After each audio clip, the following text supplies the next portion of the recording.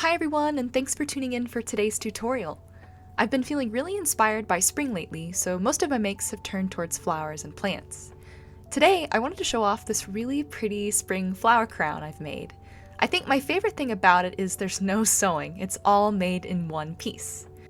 It uses a 3 double crochet bobble stitch to form the petals, which is a variation of the 5 double crochet bobble stitch that I've recently posted a tutorial video on. If you'd like a brush up on how to make this stitch, check out the link here or head over to my channel. Okay, let's get started with what materials we need. First up, you'll need a worsted weight yarn. I've made a headband with both a sparkly pink yarn and another with white yarn. Think spring colors when you choose.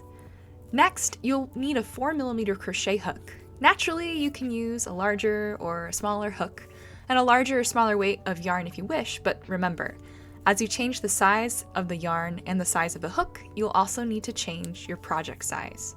I'll discuss later how to adjust accordingly. You'll also need scissors and a tapestry needle. This goes without saying, but in the interest of being thorough, I'll say it regardless.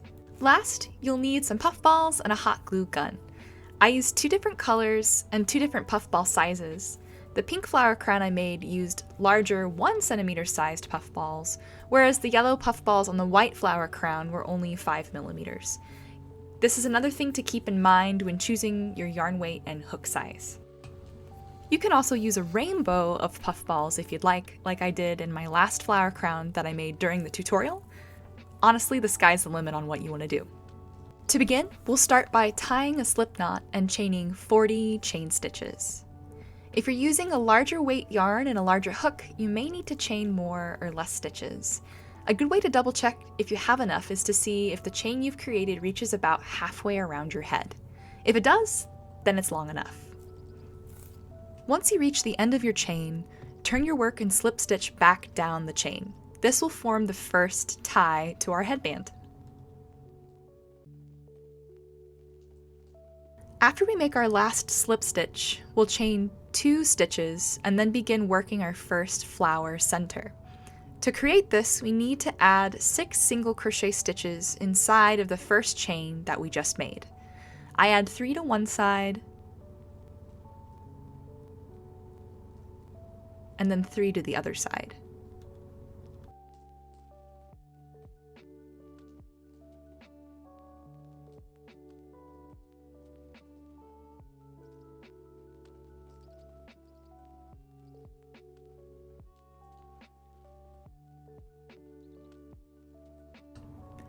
Once you've finished all 6 single crochet stitches, slip stitch the first single crochet that you made. Then chain 3 stitches and create a 3 double crochet bobble stitch like so.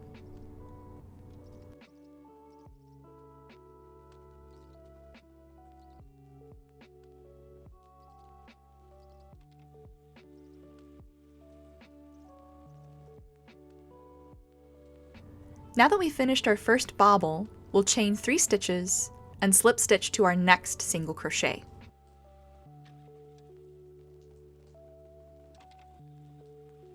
Chain another 3 stitches, and then create another 3 double crochet bobble stitch in that same single crochet.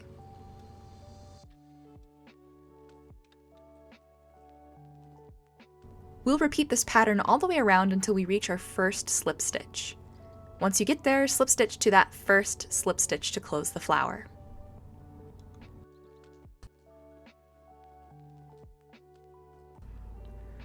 To create the next flower, we'll need to chain 6 stitches.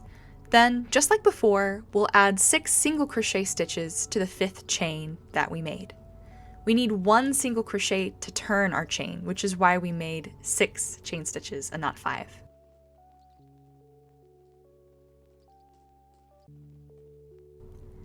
Once you finish your last flower, we're ready to add our second and final tie. Chain 40 stitches, just like we did before. Once you've finished chaining all 40 stitches, we're going to slip stitch back down the chain, just like the first tie that we made. Once you've finished slip stitching down the chain, we need to add 1 more slip stitch to the closing slip stitch on the flower. After that, we need to fasten off by cutting our tail and pulling through. Once you've fastened off, we need to weave in both the tail left over from the slip knot and the tail that we just cut. I like to weave them inside of a few petals worth of double crochet stitches.